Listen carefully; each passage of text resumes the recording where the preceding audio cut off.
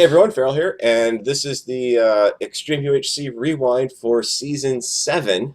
Um, it was definitely an unusual season in all aspects. When the server was set up, it was accidentally set up with the Zasuma UHC settings, so what we got was a smaller world, smaller teams, and a much quicker combat.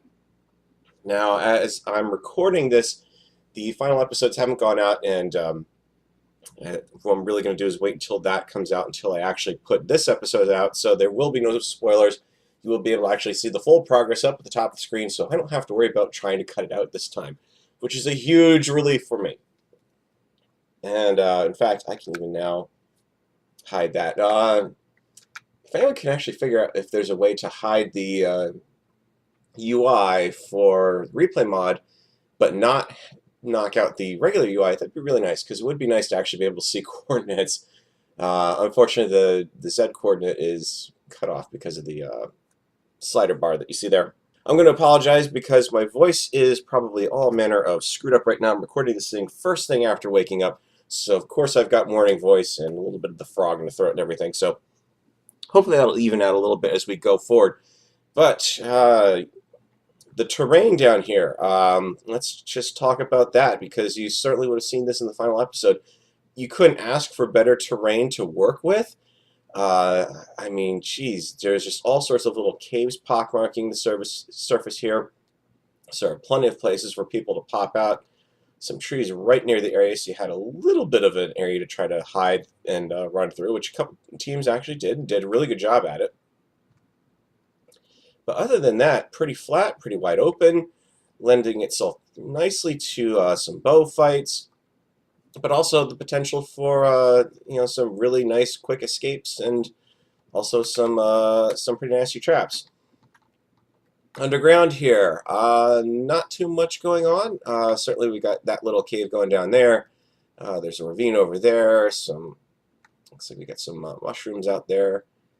Yeah, not too shabby. I think I really, of all the maps that we've played on, I think this one's probably my second favorite. The first favorite would actually be the one where there are the two mountains right next to spawn and the roof forest around it, because that was just amazing to be able to run through that. But yeah, that's the 0-0 on this world. And I'll zoom back up here and show style to the others. Not quite seeing everyone here because we're well off in the corner, so I know, like, I was watching earlier, False was actually popping out of render distance.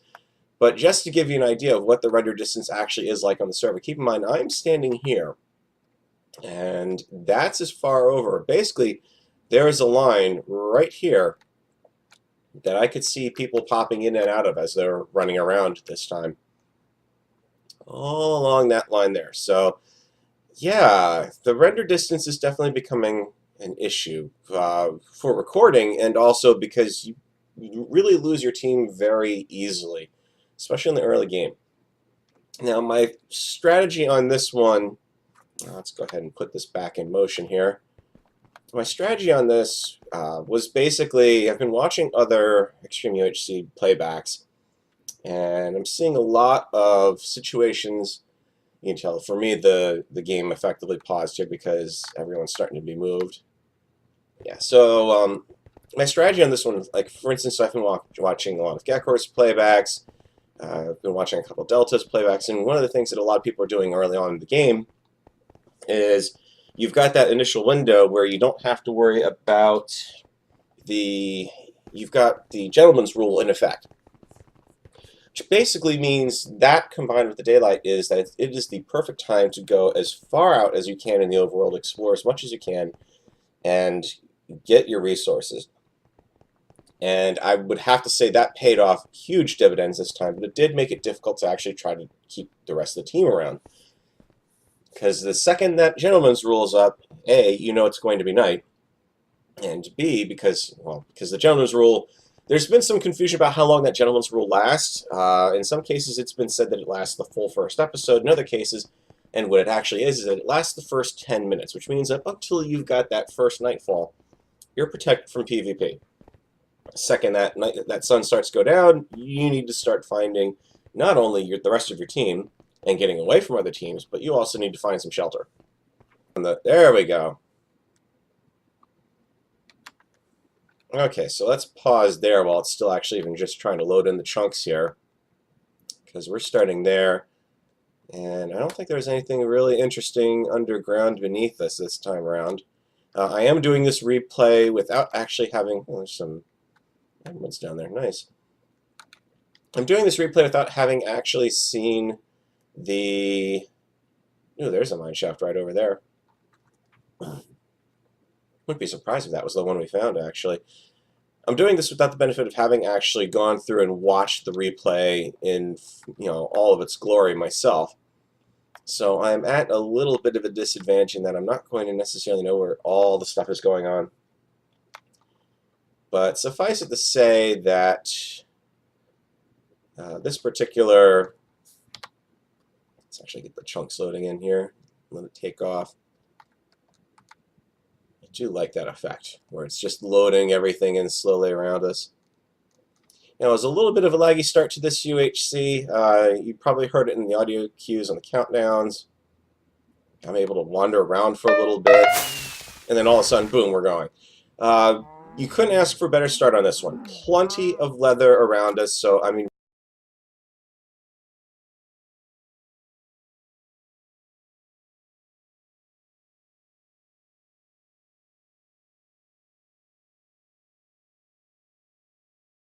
you couldn't ask for a better start on this UHC. The simple fact of the matter is that this is leather up the yin-yang, and you can see I've already got Boop and Echo completely out of render distance now. I'm effectively on my own over here. But this is a good start for meat for XP, and with nothing around to punch down for trees just at that moment. In fact, if I remember right, they're pretty much over either here or here going after trees. Now I've managed to lose myself. Oh, there we are. Plenty of animals, and I kind of... If we'd found more reeds, it would have been great, because we could have easily made a half-dozen books for doing enchants and everything. And I think that really would have helped. But as you can see, we're right next to the world border, and the corner of the world border is over there. But there's Boop and Echo over there, and I just can't see them at all from where I'm standing, but I can at least see them on the render. You can see that pig is popping in and out of render distance, and the cow, because... And we've just lost Boop now. So yeah, the render distance is continually something of a problem. The fact that you can stand up on a hill and you can't see anyone down in the valley is a little vexing. That's the polite way to put it, I think. It just makes things really annoyingly difficult from the standpoint of not only just keeping track of your own team, but in that you're constantly being surprised out of nowhere. And we're kind of fortunate, we're fortunate in that we're by ourselves right now. And let me actually kick this up a little faster. There we go. So now you can see all of us running around like chickens with their head cut off. So yeah, we've got cows, we've got chickens over here, which is even better. That's feathers. So we've now basically got guaranteed... You can see that because the replay mod is mimicking the entity render distance, it's actually it wasn't even showing what I was punching over there for animals. So Boop's going up over there. We've got some surface coal on top of everything. Not that I really have myself well equipped. I was just kind of running around and I was focusing so much on the food that I wasn't really thinking about getting much of anything else. So that's why I've only just gotten my tools right now. The others have started heading off. They're looking for more stuff. In fact, we've got the apples over there. And meanwhile, I'm happily hanging back, just trying to get a furnace ready to go. There's a skeleton down there. I didn't even see that guy. Good. So now I'm trying to figure... Okay, where'd everyone go? And there's the first death to the creeper. PvE, unfortunately. I guess I've been lucky in that I have not had one of those unfortunate early game deaths. Where are you guys? Where are you guys? Where are you guys? Where are you guys? Oh, there they are. Yes, Eccles way over there. Now, it was a little. The reason why I kind of held off on the rewind episodes for this one was because obviously episode 4, 5, and 6 kind of turned into a rewind episode all on their own, just without the commentary on my end. I basically made the decision. Yay, reads, reads. We've got reads. The only reads that we've found. Period. Basically, the decision was to. You can see we've already seen another team over here. Didn't even actually see who that was the first time around. King or Drizzle. See, I've lost equal already now. But yeah, this is not. And there's the last team you really want to see. That is, I believe, Delta's team over there.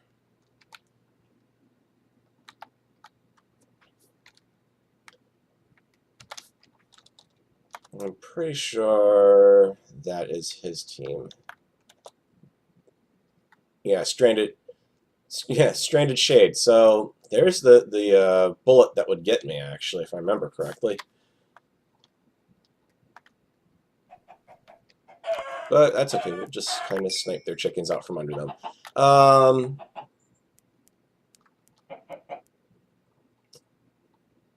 Yeah, we're all just kind of. I've lost the team again. But yeah, I kind of felt that the. I felt that the end of this season was really more a extreme UHC rewind, at least from the standpoint of being able to see what was going on. I was actually I was not expecting to have spectator mode. That was not something where I was. Let's see, I happily just left my furnace completely unguarded. Even though I know that there are at least 2 teams in this area, I left it completely unguarded. So, well, yeah, I guess I didn't learn my lesson last season. But it's just one of those things that, you know, really need the really needed the food at that point. So we're going to come over here. We're going to be starting to try to take down some trees to get any sort of saplings. Eccles going underground. I'm just hoping for sapling, sapling, sapling. And I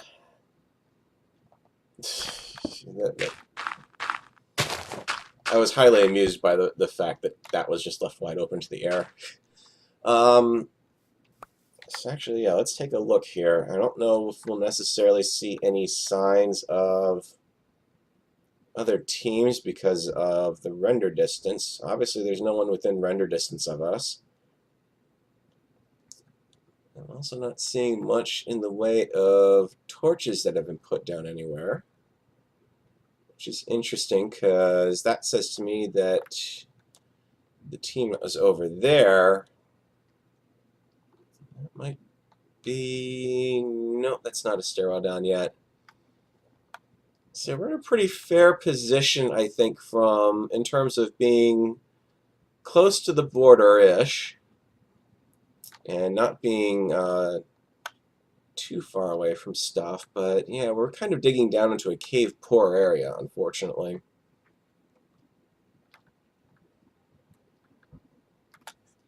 But yeah, this UHC, it definitely became very much... I was not expecting it. It's not something I tried to game the system and get access to that or anything. The hardest part about that was really knowing, okay, I've got to, at some point, stop saying things and let the game respawn me so I'm not, basically cheating. So that was kind of a difficult spot to figure. At this point, it's like, yeah, let's get underground. Maybe yes, no. We're just kind of hoping for those last apples, but not having much luck.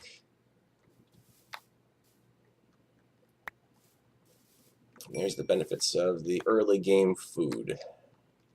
So Eccles gotten pretty far ahead here. That was kind of a interesting challenge. Let's talk about something that had been asked was whether Boop has a mic or not. And Boop does indeed have a microphone, but Boop is always muted. And it's like that on ZombieCraft, or basically, if you've watched any of Cleo's patron portals, you'll see Boop is usually hanging out in the background somewhere and typing away on in the in-game chat.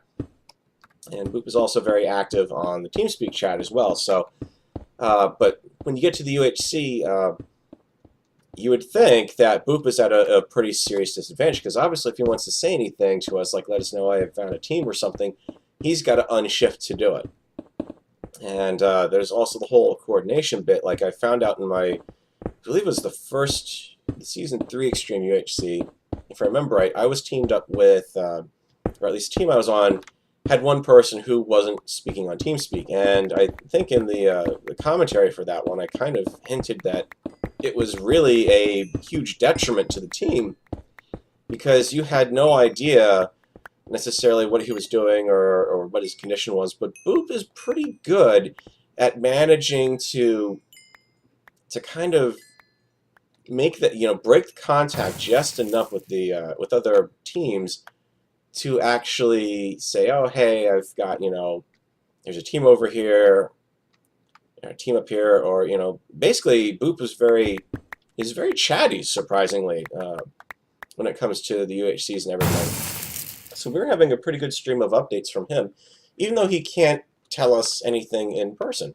So, and the other, of course, the other factor to keep in mind is that Boop is very good at PvP, very good at the Extreme UHC. So you can see Boop's got the first diamonds of the season there.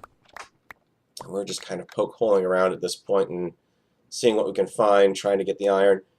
So yeah, it was really interesting to actually play with Boop, and even though you don't have the you don't have any of the audio, I mean you can't argue with the fact that Boop has pretty consistently managed to make it to, that was the end of the first episode there actually.